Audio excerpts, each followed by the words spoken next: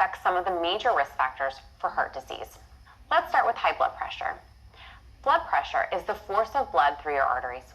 Hypertension, or high blood pressure, is when it's higher than it should be. Based on the current American Heart Association's guidelines, hypertension is diagnosed when the systolic blood pressure, which is that top number, is greater than 130, and diastolic blood pressure, which is that bottom number, is greater than 80 on several occasions. It's incredibly common, affecting almost half of all Americans, and is a top risk factor for heart disease.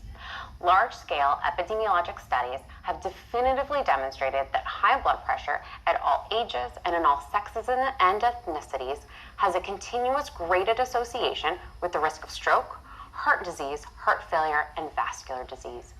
Meaning, as blood pressure goes up over 115/75, so does risk. There is a large body of evidence demonstrating the effectiveness of lifestyle modifications to treat hypertension, including a heart-healthy diet, aerobic exercise, weight loss if indicated, and a reduction in alcohol intake.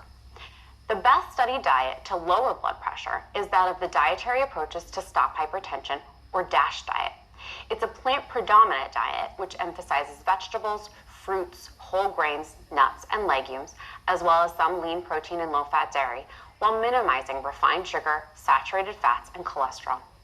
It was created based on prior observational studies demonstrating an association between lower blood pressure and high fruit and vegetable intake.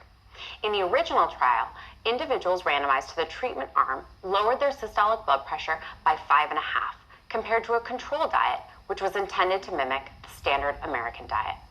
This diet is referenced in the American Heart Association's blood pressure guidelines as effective non-pharmacologic therapy to get to goal blood pressure for patients with stage 1 hypertension. There have also been several randomized controlled trials analyzing vegetarian-style diets as well.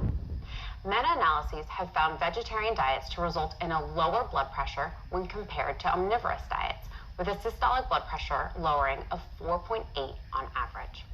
Epidemiologic studies have similarly found lower blood pressure and lower rates of hypertension in vegan populations compared to omnivores. For example, in the EPIC Oxford cohort, omnivorous men were more than 2.5 times as likely as vegan men to have hypertension. In this cohort, a vegan diet was associated with a lower risk of hypertension than pescatarian and vegetarian diets as well. While the exact mechanisms aren't entirely clear, it is likely in part due to the high potassium inherent in plant-based diets. Randomized controlled trials administering potassium in the form of potassium chloride have consistently demonstrated blood pressure reductions, likely due to the effect on the potassium-sodium index.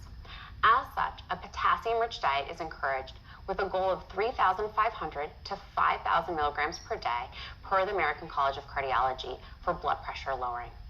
Other potential pathways that plant-based diets may lower blood pressure include typically higher intakes of magnesium, plant protein,